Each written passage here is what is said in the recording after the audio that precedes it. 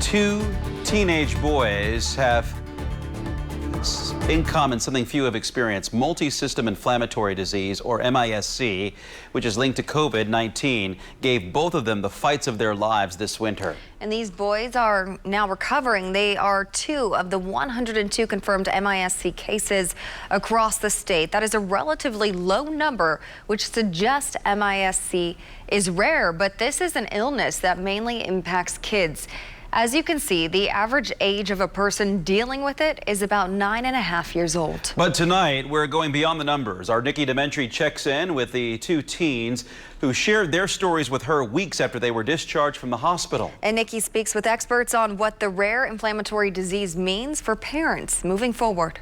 6 months ago, Jax Johnson had the fight of his life.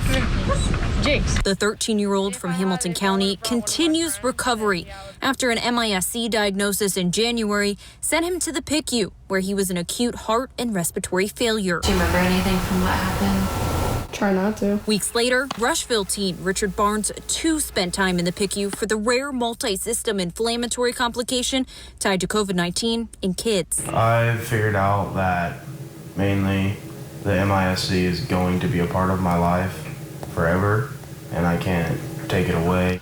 After he came home, Barnes finished out his freshman year in school, taking driver's ed, picking up a part-time job, and returning to the baseball diamond in April. If you'd told me back in January that he was going to be able to do all this 6 months out, I would have been shocked, just because of how bad he got. An enlarged spleen and liver are all that's standing in the way of Richard's return to contact football. He's got to be thankful that I'm still able to be here and still be able to play. All right, here we go. Meanwhile, Jax is slowly returning to activities like Taekwondo.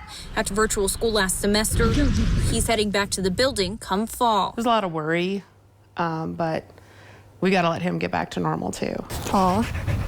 Good girl. Recently, Jax tested positive for a possible autoimmune disorder and is losing his hair. Mom Sue says doctors told them both may be because of MIS-C. Nobody can really give us a definite answer, or they haven't been able to give me one. Can he get this again? Can he get COVID again? Now with this new variant, how does that affect us? Is that something we need to be worried about?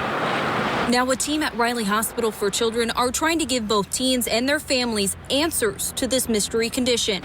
Since starting the MIS-C clinic in mid-February, about 20 kids came through.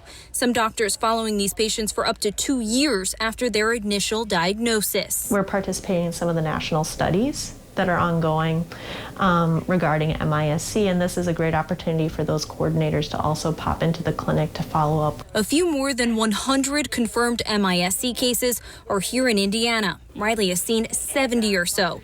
Nationwide, as of the end of June, there are nearly 4,200 cases. The toughest part is it's hard to know without a crystal ball, but as long as there's COVID, we're probably going to see MIS-C going forward.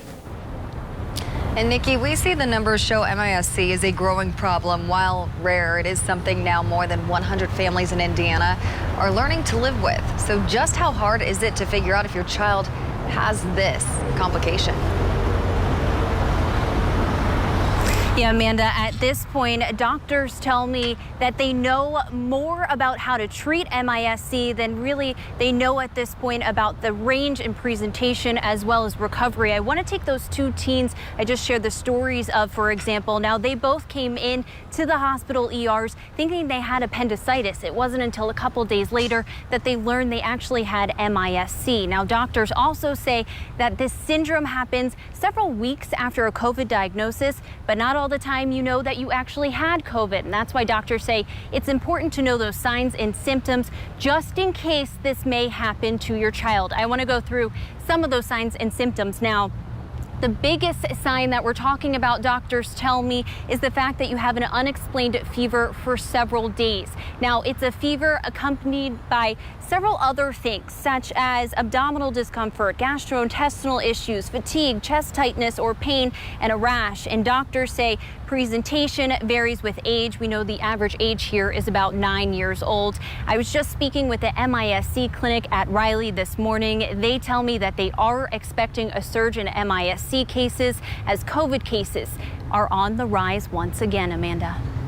Nikki, thank you for that report. And a reminder, no one younger than 12 can get vaccinated right now, and many of the kids getting MIS-C are younger than 12. So what can you do to protect your child? Well, here's one way. The American Academy of Pediatrics recommends that everyone older than the age of 2 wear their masks inside of schools, regardless of vaccination status.